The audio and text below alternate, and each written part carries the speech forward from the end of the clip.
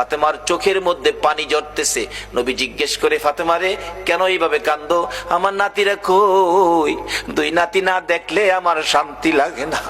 ফাতেমা বলেন, বাবা গো, আমি কাঁদতেছি কোন ব্যথায়।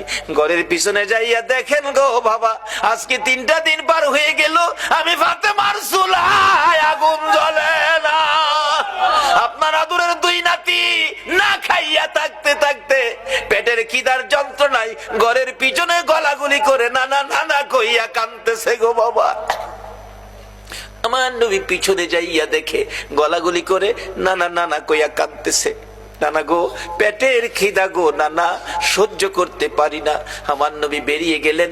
ঘুরতে ঘুরতে যাইতে যাইতে একটা ইহুদির বাগানে আমার নবী চাকরি নিলেন।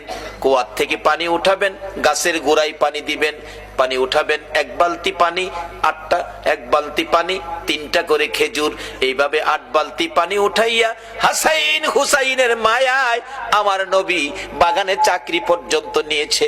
এই ভালোবাসার হাসাইন হুসাইনে কষ্ট পাবে, এই কাজ আপনারা কইরেন না। আমার নবী 8 বালতি পানি উঠাইয়া 9 বালতি পানি বুড়াইয়া টান দিলে রশি ছিঁড়ে বালতি কুয়ার ভিতরে পড়ে গেছে। ইহুদি দৌড়াই আসছে, পানি উঠাও পানি উঠাও।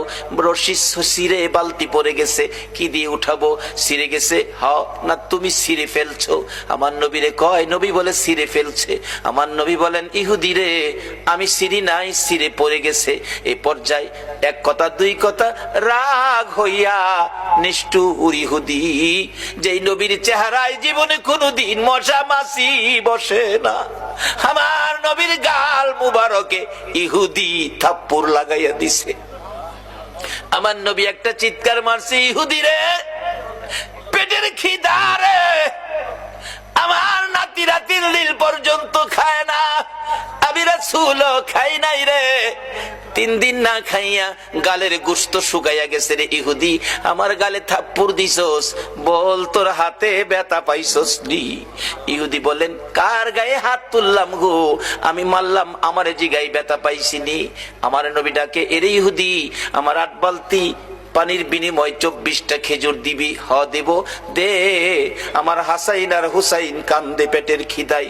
24 খেজুর লইয়া নবী রওনা হলেন, চলে যাবেন নাতিদের খাওয়ানোর জন্য। আমার আল্লাহ কয়, জিবরাইল রে, আমার বন্ধুর কানে খবর দে, বলদু যেন কুয়ার ভিতর থেকে বালতি উঠাইয়া দিয়ে আসে। জিবরাইল ডাহে, হুজুর যাইতেছেন গা? হ। বালতি উঠাইবো কে?